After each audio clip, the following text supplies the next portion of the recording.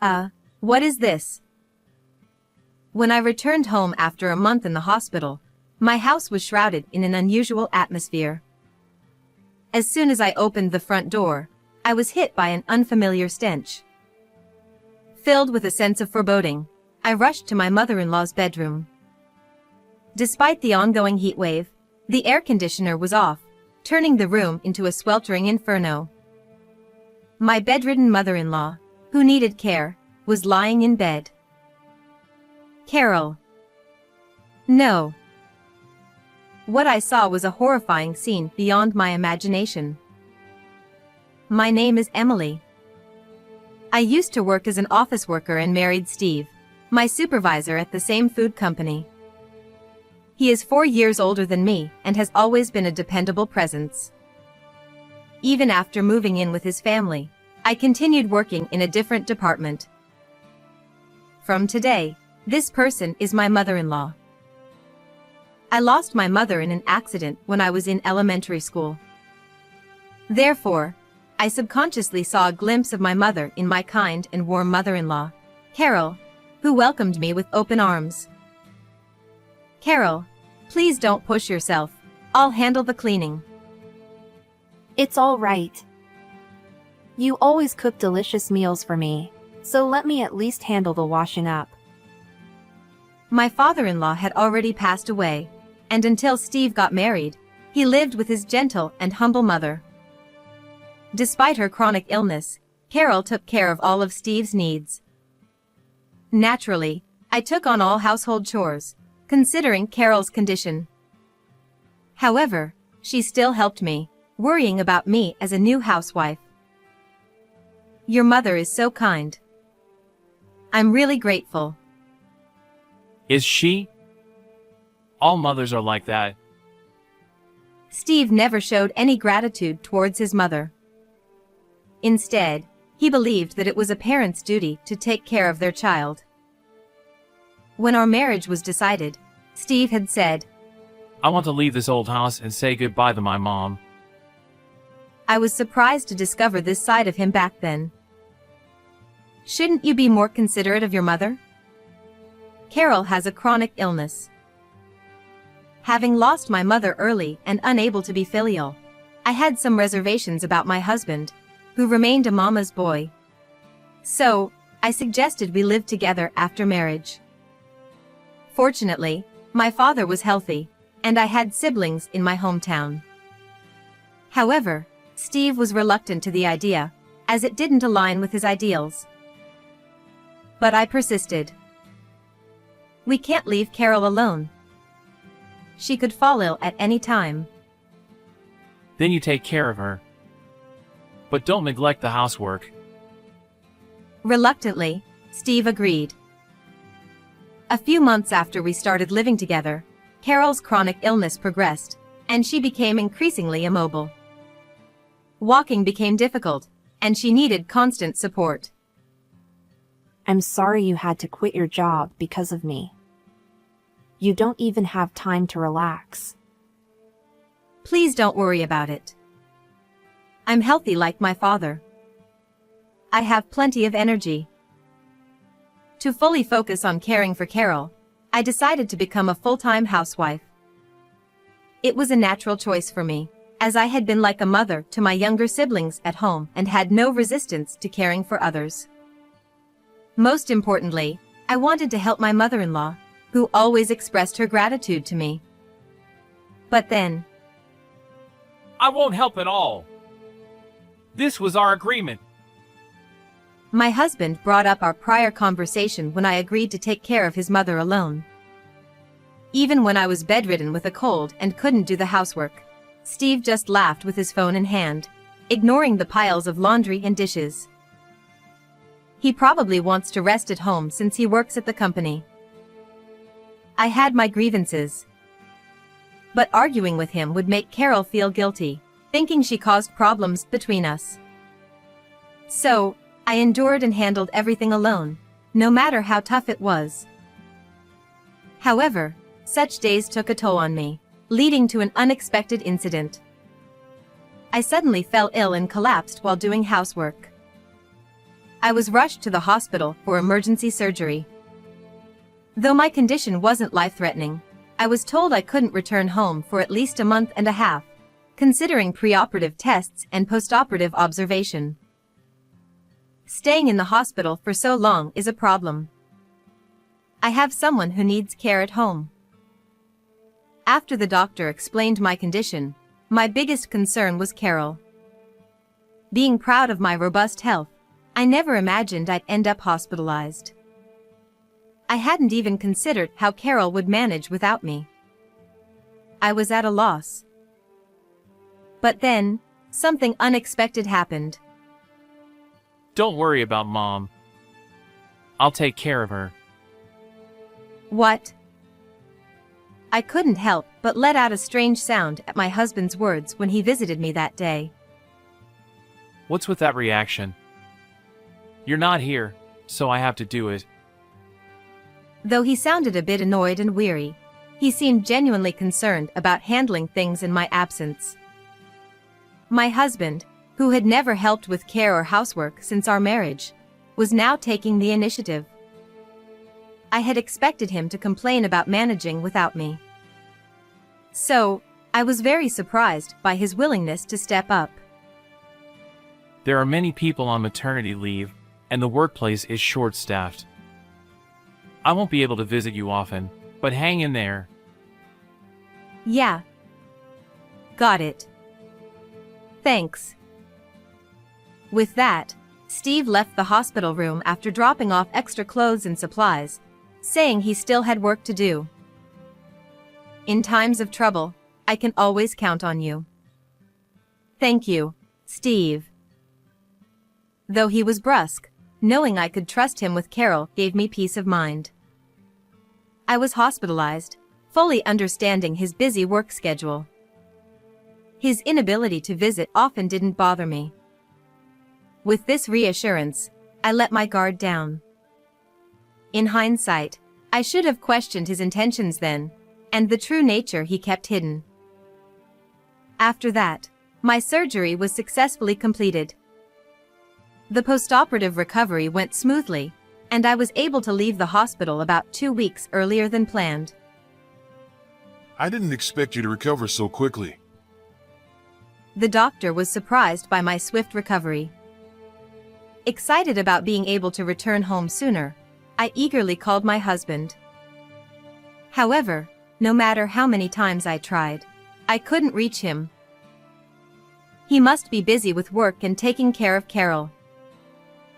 I decided to stop texting and surprise him by showing up at home unannounced. Steve will probably be so shocked his eyes will pop out. With such carefree thoughts, I spent the last few days of my hospital stay. About a month had passed since my hospitalization. The season had transitioned fully into summer. At that time, I was so happy to be returning to my normal life that I was completely elated.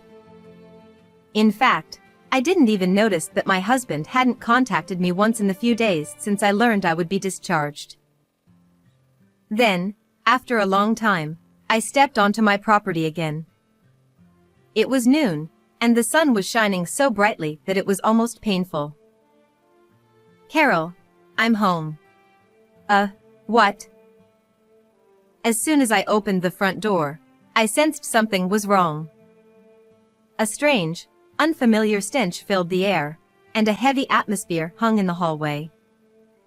It was an unusually scorching day, yet the air conditioner wasn't running, making the temperature inside even higher than outside. It was a literal inferno. Huh? A terrible thought crossed my mind, and I rushed to my mother-in-law's bedroom in a panic. No. Carol.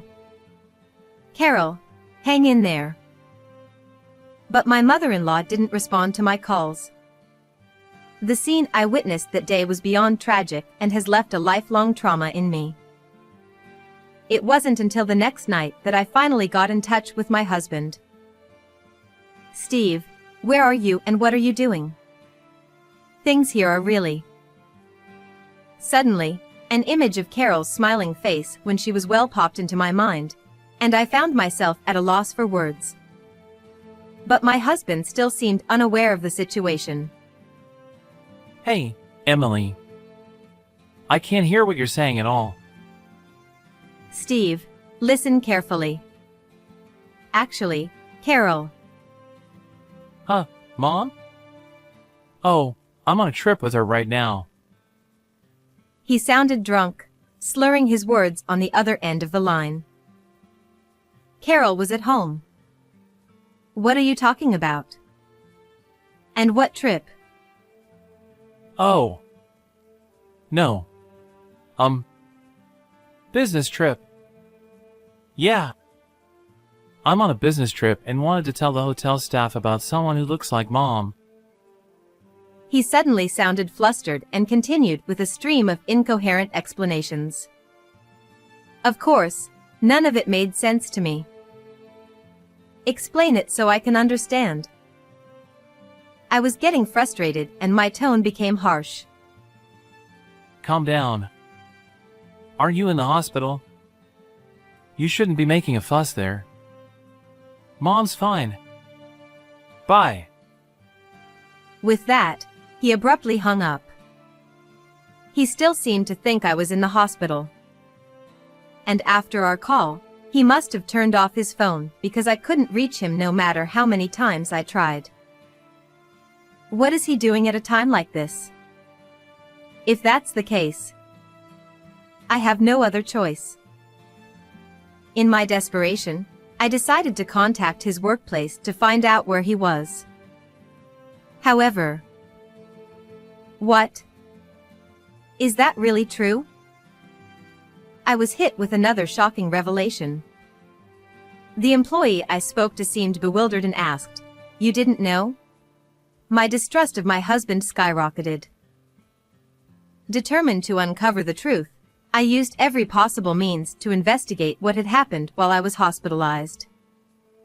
And then, I discovered a startling truth. What does he mean by, "I'll take care of Mom, don't worry"? Ridiculous.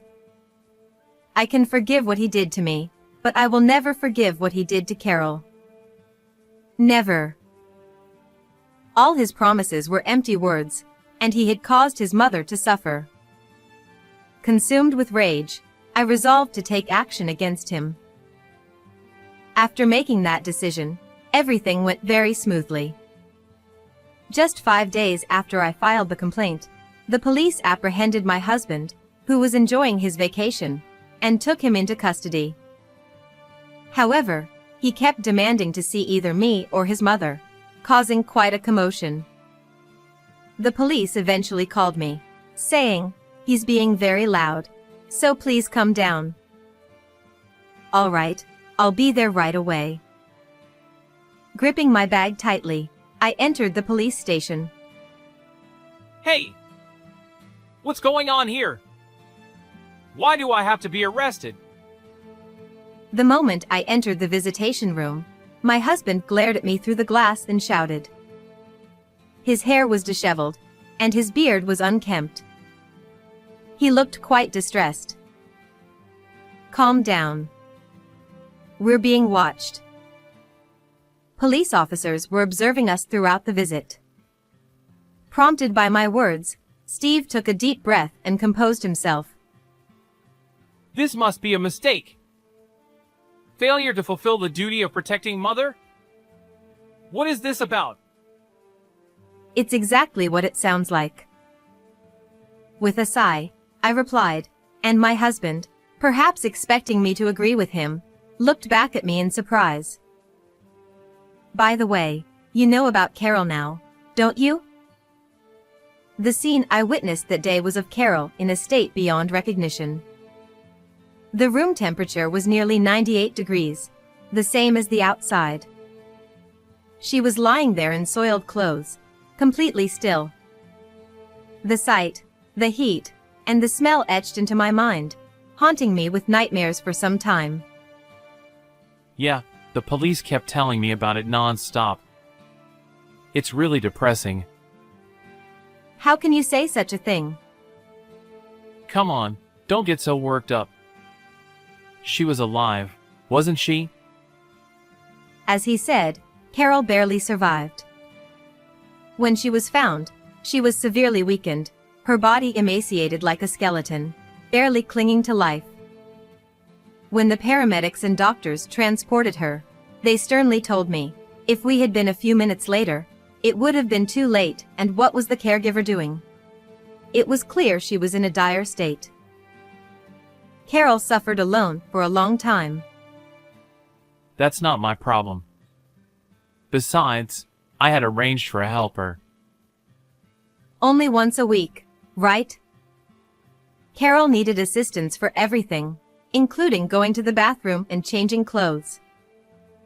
And you call that fulfilling your responsibility? That's right. He responded firmly without hesitation. For a moment, I felt like I was talking to an alien. When you were taken by the police, didn't you realize you had done something wrong?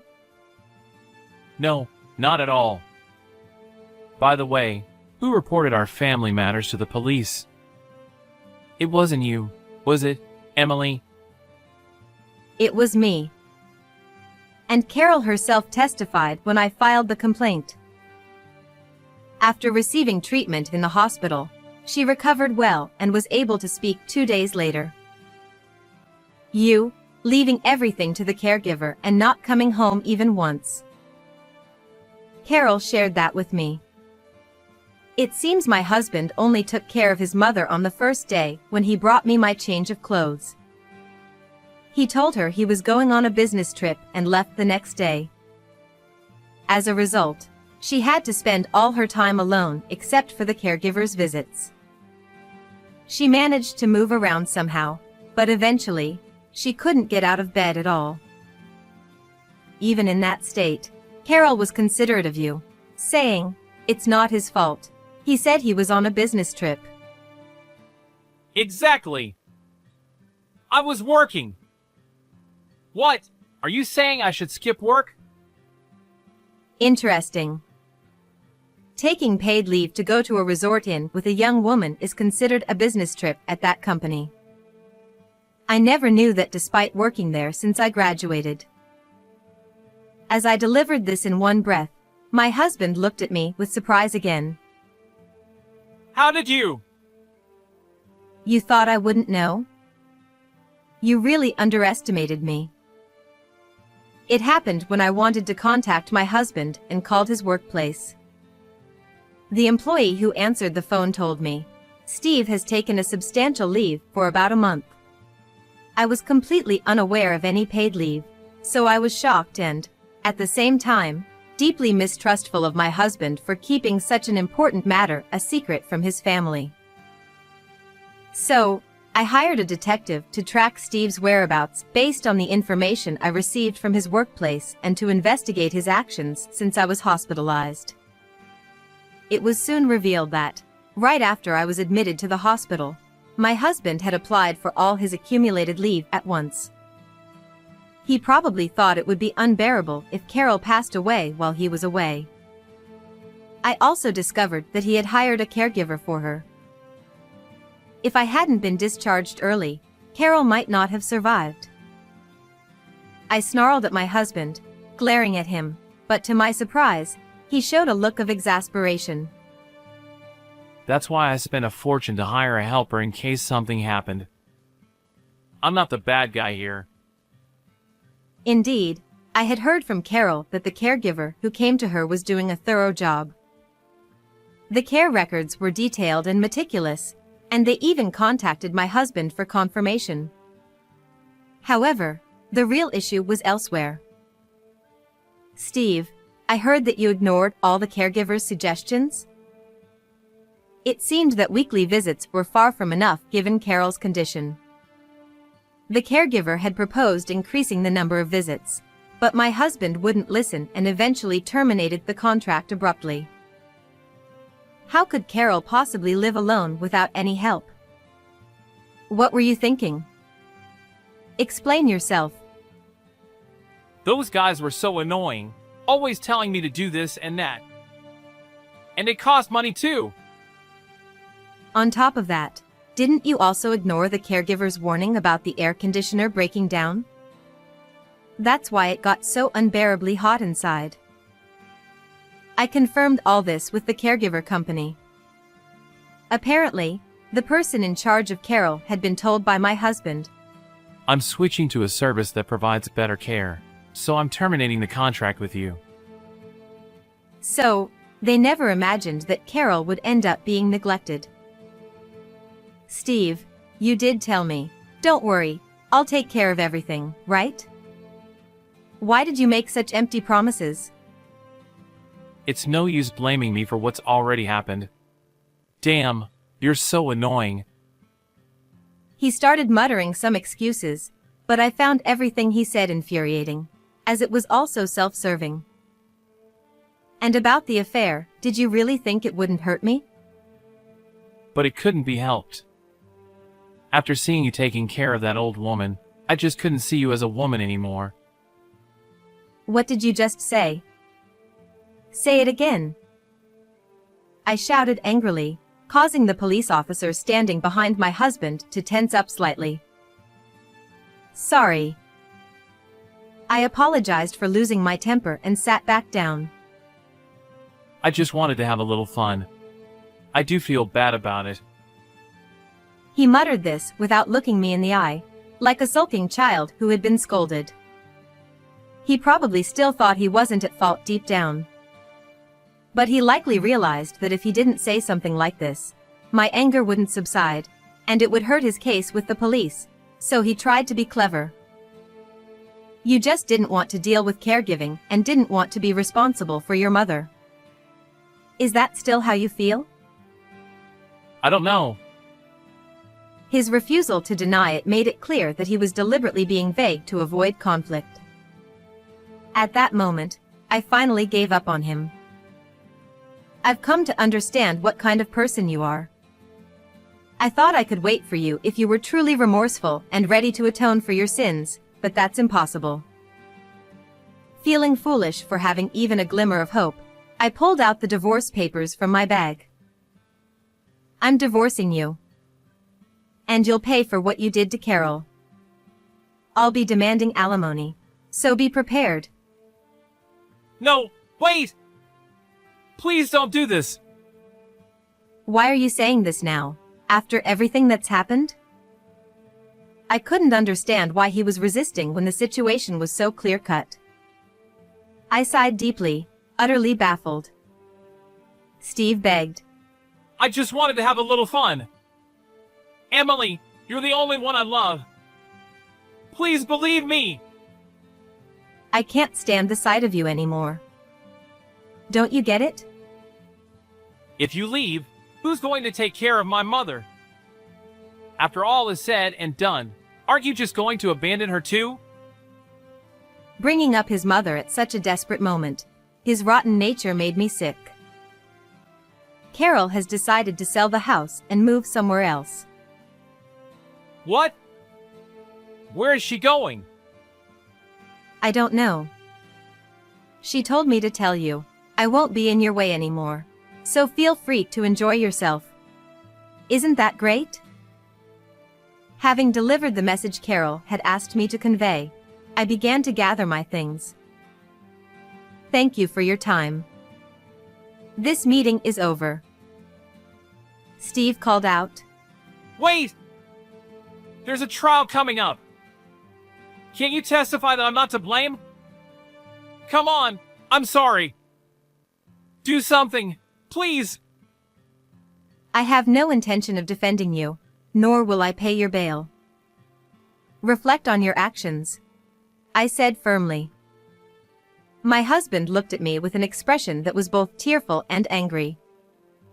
Steve snapped. Why are you doing this? You're such a cold-hearted woman. That's why I cheated on you. Say whatever you like. I never want to see your face again. As I finished, I think there were tears welling up in my eyes. Having lost a parent early in life, I had hoped that my husband and I could understand each other. So, being betrayed by him was truly painful. But that day, I was able to say everything I wanted to say. This is for the best, surely. I wiped my tears and suddenly felt like I had let go of everything. Then, without looking back at my husband, who was banging on the glass and shouting, I quickly left the room. Afterward, my husband was sentenced to 2 years in prison. While he was serving his sentence, we went through the divorce proceedings, and he was ordered to pay $30,000 in alimony as part of the divorce settlement. I heard that Steve has been constantly brooding in prison. On top of that, his bad attitude has apparently caught the attention of the guards, though I'm not sure how true that is. As for my former mother-in-law, Carol, she moved to a quiet rural town with fresh air. It seems that her health has greatly improved, likely due to all the healthy food she's been consuming. Even now, I keep in touch with Carol regularly. She's made close friends and is living a more vibrant life than before.